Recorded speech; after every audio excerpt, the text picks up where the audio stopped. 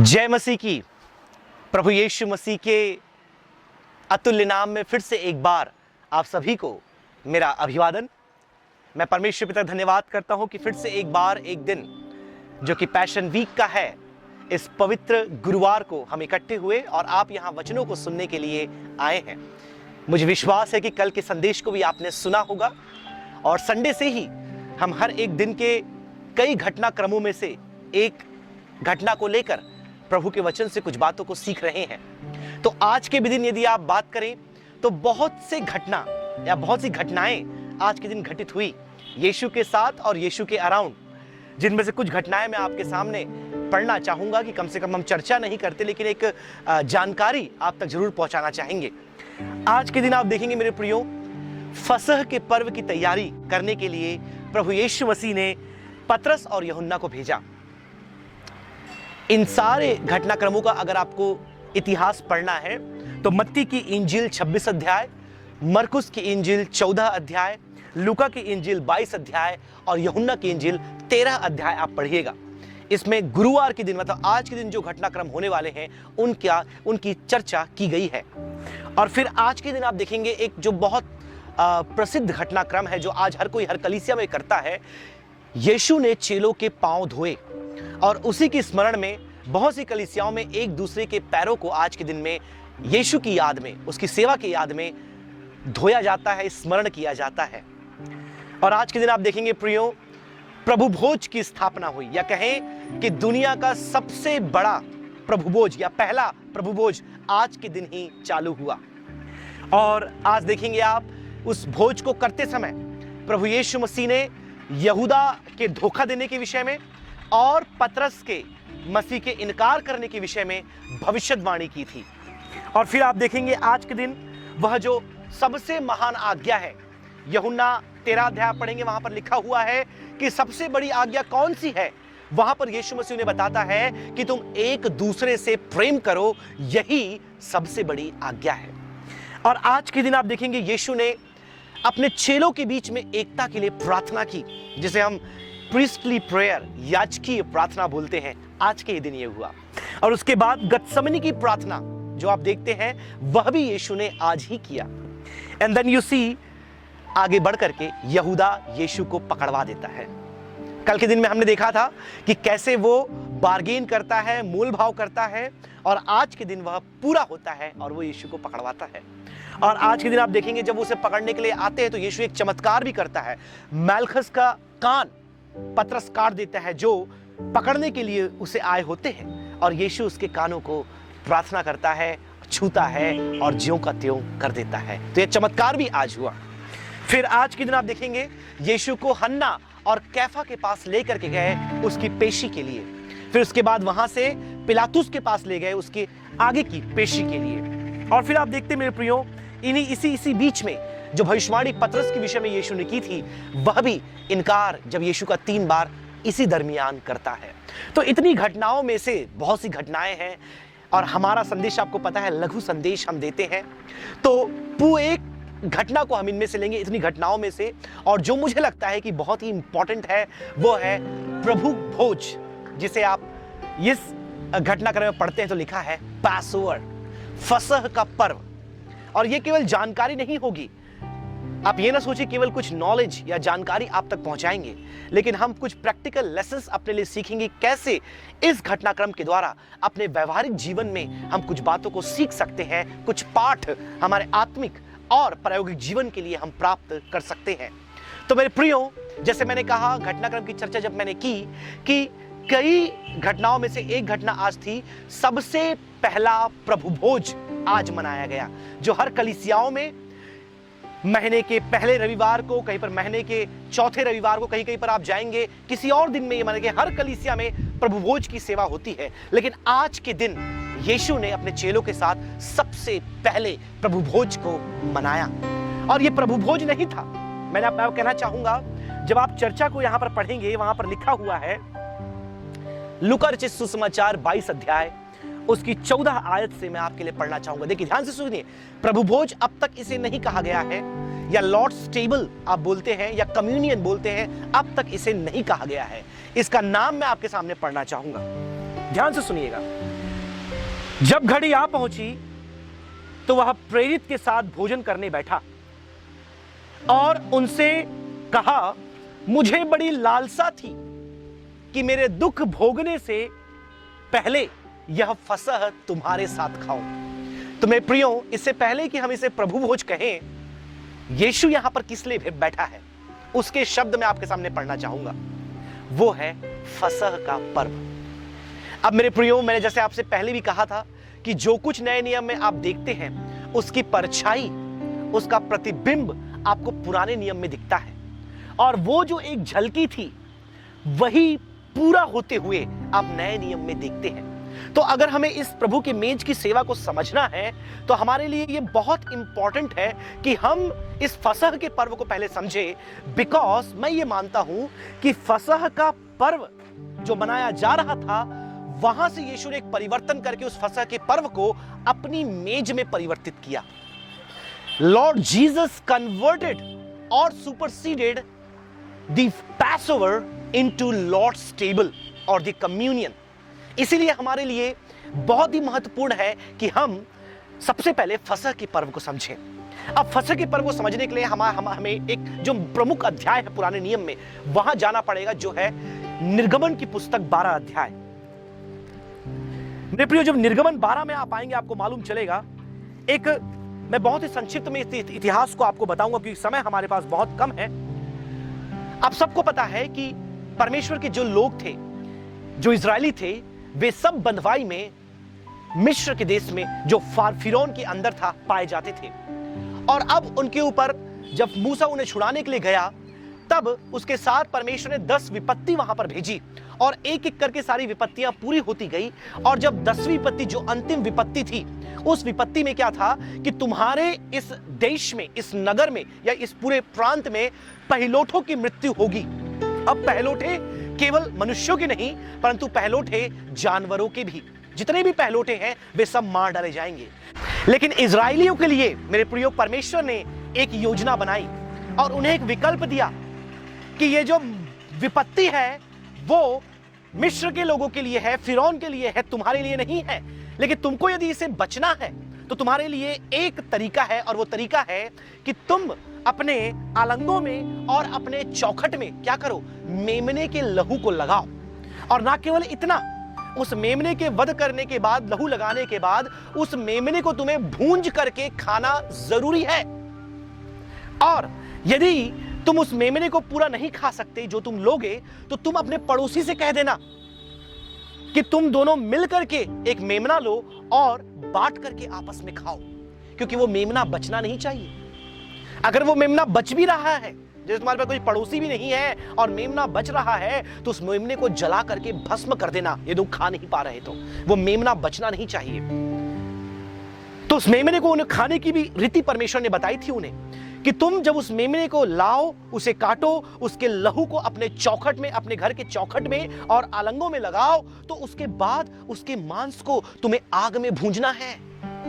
उसे ना तो पानी में पकाना है, उसे ना किसी और रीति से कच्चा आपको खाना है। उसका केवल एक ही तरीका है, उसे भूंज करके। और ना केवल पूरे मेमने को, वरन उसके सिर, उसके पैर, उसकी अतड़ियां, सब कुछ तुम्हें खत्म करना है। उसके सिर, पैर और उसकी अतड़ियां भी तुम्हें खानी है।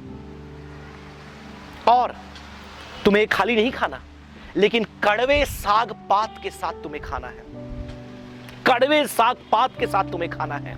और जूफे से, उसके लहू में उस जूफे को लगा करके अपने अलंगों और अपने चौखट पर तुम्हें लगाना है। और जब मैं वहां से गुजरूंगा मिस्र से, जब मैं वहां से निकलूंगा और जब मैं देखूंगा कि जिस जिस घर में वो लहू लगा हुआ है, मेरा जो मृत्यु का दूत है, या जिस घर पर वो विपत्ति आनी है, जिस घर में लहू लगा है, मैं उसके ऊपर से लांघ जाऊंगा। इसीलिए जो फसह है वो सही शब्द नहीं है। फसह जो है वो ओरिजिनल जो वर्ड है, हिब्रू वर्ड, वहां से निकाला गया। अंग्रेजी जो है पास ओवर। पास ओवर का मतलब होता है आप किसी स्थान के ऊपर से पास हो जाते हैं।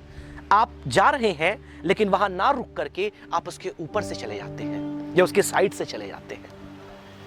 इसलिए हिंदी का सही अनुवाद जो है वो है लांघन पर्व।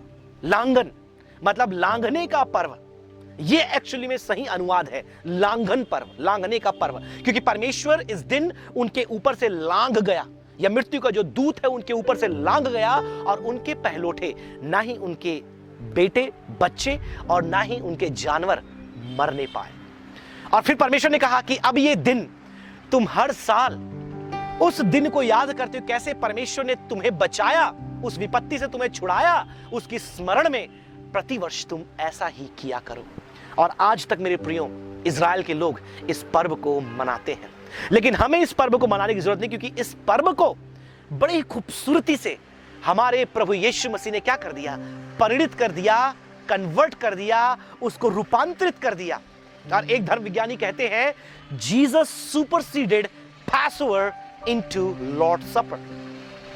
Jesus superseded Passover and made it Lord supper. मेरे प्रियो, इसीलिए जब प्रभु के मेज के विषय में आप पढ़ते हैं, मैं कुछ आयतें उसमें से आपके लिए पढ़ना चाहूंगा लूका की इंजिल से, कि प्रभु यीशु मसीह के शब्द क्या थे। वहां पर लिखा है, दुख भोगने से पहले तुम्हारे साथ, इसलिए मैंने कहा यीशु वहां पर फसह का पर्व मनाने बैठा था। वह फसह का पर्व उनके साथ सेलिब्रेट कर रहा था। और वो कहता है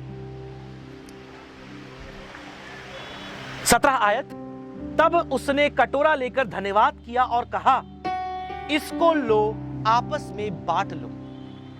फिर, क्योंकि मैं तुमसे कहता हूं कि जब तक परमेश्वर के राज में ना आऊं तब तक मैं दाखरस नहीं पीऊंगा। ये यीशु के वचन थे। फिर आगे 18 आयत, क्योंकि मैं तुमसे कहता हूं, फिर उसने रोटी ली और धन्यवाद करके तोड़ी और उनको यह कहते हुए दी, देखो मेरी देह में जो तुम्हारे लिए दी जाती है, मेरे स्मरण के लिए यही किया करो। मतलब मेरी जो लहू है वो तुम्हारे लिए नई वाचा है, जो अब तुम्हारे लिए बहाए जाने वाली है। क्योंकि कल का वो दिन है प्रियो, अब केवल एक दिन, या मतलब कहना चाहिए कि एक शाम रह गई है जब प्रभु यीशु मसीह को क्रूस पर लटकाया जाएगा। और वो कह रहा है उस लहू को बहाने से पहले कि मैं इस दाखरस में, क्योंकि दाखरस इज़राइल का एक बहुत ही सामान्य ड्रिंक था या जूस था जो हमेशा लोग पिया करते थे, वो वहां पर रखा था, और अखमीरी रोटी रखी थी। और अखमीरी रोटी इसलिए क्योंकि इसमें खमीर का इस्तेमाल नहीं किया जाता था, तो इसे अखमीरी रोटी का पर्व भी इसके साथ सेलिब्रेट होता था। तो मेरे प्रियो, मैं आपको यह बताना चाह रहा था कि जब उसने कटोरे को लिया, उसने कहा, यह मेरे लहू में तुम्हारे लिए नई वाचा है, क्योंकि जो तुम्हारे लिए बहाई जाती है। तो अब यहां पर जो पुरानी वाचा परमेश्वर ने मूसा के द्वारा उनके लिए बांधी थी, ये उस वाचा के बाद अब मसीह के द्वारा एक नई वाचा, इसलिए हम कहते हैं कि कलीसिया नई वाचा पर स्थापित है, और यही नई वाचा उसकी लहू में स्थापित की गई, जो कलवरी के क्रूस पे, गोलगोता के पहाड़ पर आपके और मेरे लिए बहाई गई। ना केवल इतना, वो रोटी लेता है और रोटी को तोड़ करके उन्हें देता और कहता है कि ये मेरी देह है जो तुम्हारे लिए तोड़ी जाती है।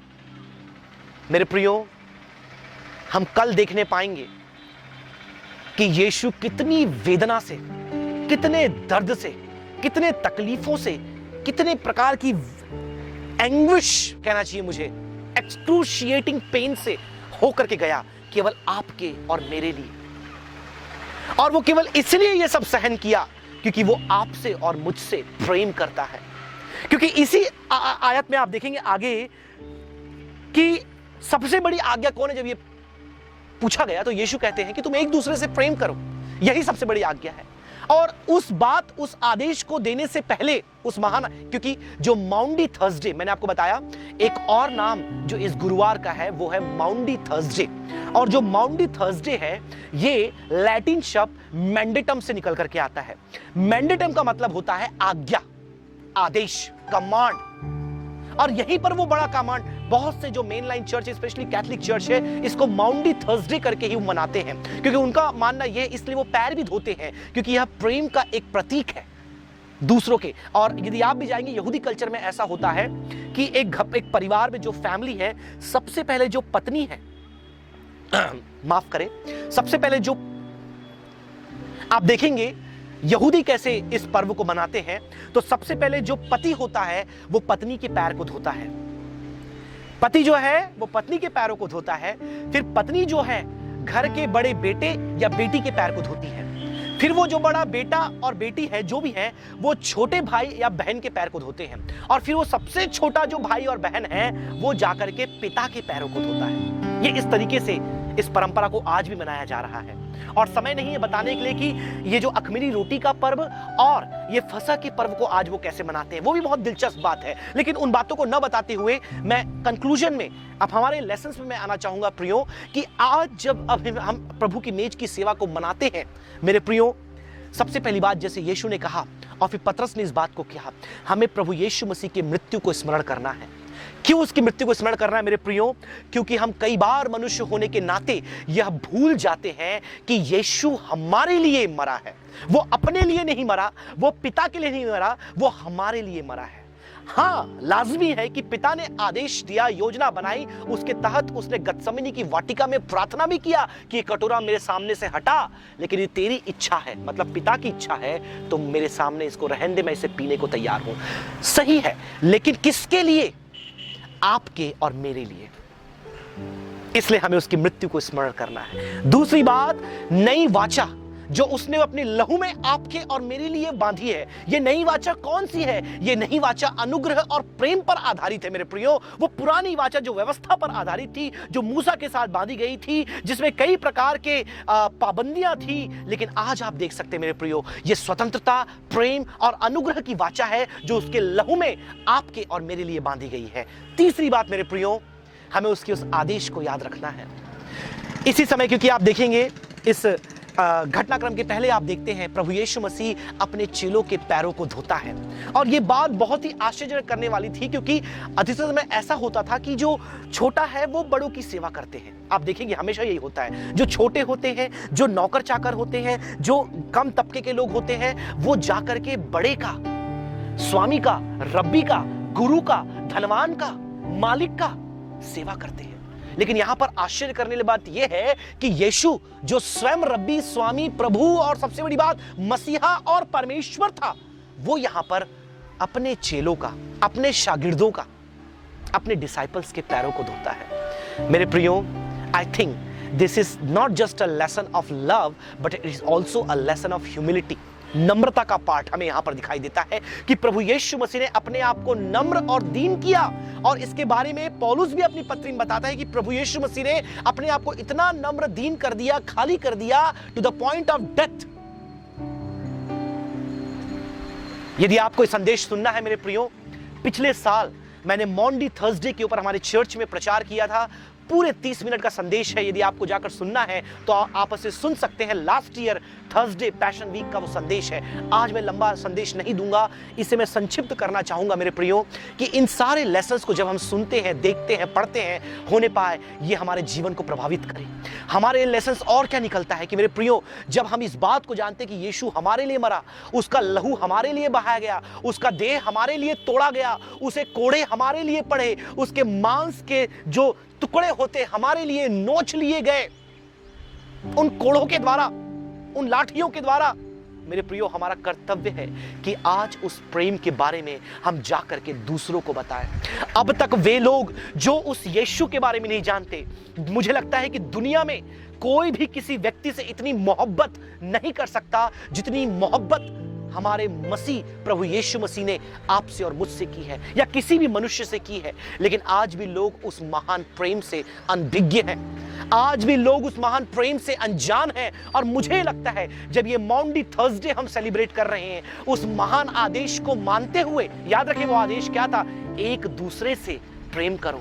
तो सबसे बड़ा प्रेम का प्रमाण क्या है? जब आप दूसरों को उद्धार के संदेश को सुनाएं, जब आप दूसरों को उस उद्धारक के बारे में बताएं, जब आप दूसरों को उस महान मृत्यु के बारे में बताएं जो उनके लिए किया गया। मुझे पता है बहुत से मोहब्बत करने वाले इस दुनिया में हैं, लेकिन जब समय आता है सब छोड़कर चले जाते हैं। चांद तारे तोड़कर लाने वाले गायब हो जाते हैं। तुम्हारे लिए अपने जान को दे देने वाले जब विरोध आता है भाग खड़े होते हैं। और यहां तक आज के परिवेश में अपने खुद के माता पिता बच्चों को छोड़ देते हैं, या बच्चे माता पिता को छोड़ देते हैं। खून का रिश्ता भी आज के समय पर पाक और पवित्र नहीं है, लेकिन एक खून का रिश्ता जो यीशु ने कायम किया, उस प्रभु के मेज की सेवा में जो वाचा उसने स्थापित किया, आज आपको और मुझे विविष्ट करता है कि उस प्रेम के संदेश के बारे में हम दूसरों को बताएं, उस मृत्यु के महत्व को अपने जीवन में समझे। और ना केवल इतना, जिस प्रकार से पौलुस ने कुरिन्थियों की पत्री में कहा, इसी बात का उल्लेख किया, उस पर टीका किया, उस पर व्याख्यान किया और बताया कि तुम अपने जीवन को जांचो। जब भी तुम इस मेज में शामिल होते हो, अपनी जिंदगी को जांचो, अपने आप को जांचो कि तुम्हारे अंदर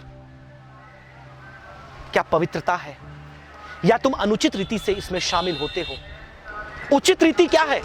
अपने जीवन को जांचते हुए, बुराई, पाप और गलत और अपवित्रता को निकालते हुए इस मेज में हम शामिल हो। मुझे पता है बहुत सी कलीसियाओं में आज की शाम प्रभु की मेज की सेवा होती है। बहुत सी कलीसियाओं में रविवार के दिन ये सेवा होती है, मेज की सेवा। लेकिन बहुत से कलीसियाओं में गुरुवार को मनाते हैं, कि गुरुवार को जब बाइबल सेलिब्रेट किया गया तो अपनी कलीसियाओं में भी वो गुरुवार को ही प्रभु की मेज की सेवा में भागीदारी लेते हैं। मेरे प्रियो, मेरा ये विश्वास है कि संदेश के द्वारा परमेश्वर ने हम सबको आशीषें दी है। तो उन वर्ड्स को आप ना भूलें, उन वाचाओं को आप ना भूलें जो परमेश्वर ने हमारे लिए बांधा है। उसका देह हमारे लिए तोड़ा गया, उसका लहू हमारे लिए बहाया गया, उसका प्रेम हमारे लिए न्योछावर किया गया और उसके लिए नई वाचा हमारे लिए बांधी गई, ताकि हम दूसरों तक उस प्रेम के बारे में बताएं। क्योंकि एक दूसरे से प्रेम करना वह ग्रेट मैंडेटम है, और उस प्रेम का प्रमाण है कि इस जीवन के संदेश को, अनंत जीवन की खुशखबरी को, सुसमाचार को हम औरों तक पहुंचाएं। और जब इस दिन को आप मना रहे हैं प्रियो, अपनी जिंदगी को जांचें कि क्या आप आज मसीह में हैं। क्या जब आप इस मेज में शामिल होते हैं, क्या आपने अपने जीवन को जांचा है, या कोई अनुचित बात आज आपके और मेरे जीवन में है? यदि है तो हमारे पास अवसर है। आपके लिए आखिरी चांस नहीं है, आपके लिए एक और चांस है, और उस मौके के द्वारा आप अपने पापों से अंगीकार करके, माफी मांग करके उस मेज में शामिल हो सकते हैं। इसीलिए बहुत इंपॉर्टेंट है कि जब यीशु ने फसह के पर्व को प्रभु की मेज की सेवा में कन्वर्ट किया, रूपांतरित किया, और यूं ही नहीं किया, अपने आप को बलिदान करके किया, नई वाचा देकर किया, खून बहाकर किया, देह तोड़ करके दिया, तो होने पाए जब इस फसह के पर्व को हम मनाते हैं, क्योंकि फसह का पर्व हमारे लिए प्रभु की मेज की सेवा है। याद रखें मेरे प्रियो, उस प्रेम के संदेश को दूसरों तक पहुंचाना न भूलें। होने पाए कि अधिक से अधिक लोग इस प्रभु की मेज की सेवा में शामिल होने पाए। इसलिए हर बार देखना, आपके पासवान इस बात को बोलते होंगे कि अब भी कटोरे में रोटी और अब भी उस दाखरस के कुंड में दाखरस बाकी है। मतलब रोटी और दाखरस अब भी वहां बचा है। यह इस बात का प्रमाण है कि और भी अन्य लोग हैं जिनको इसमें शामिल होना है, जिनको इस मेज में लेकर के आना है। और यही तो हमारे सेवा के पीछे का उद्देश्य है, यही तो मेरे वचन के प्रचार करने का उद्देश्य है। इसलिए औरों तक इस संदेश को पहुंचाए और होने पाए अधिक से अधिक लोग प्रभु की मेज की सेवा में शामिल होने पाए। मे the good Lord bless you all. कल फिर से एक बार कल के संदेश की सुनने के लिए आप हमारे साथ जुड़े। मैं फिर से एक बार धन्यवाद करता हूं कि आपने अपना बहुमूल्य समय निकाला और इस संदेश को सुनने के लिए आप यहां पर आए। May the good Lord bless you all. आप सभी को प्रेज द लॉर्ड, जय मसीह की, and have a good Maundy Thursday.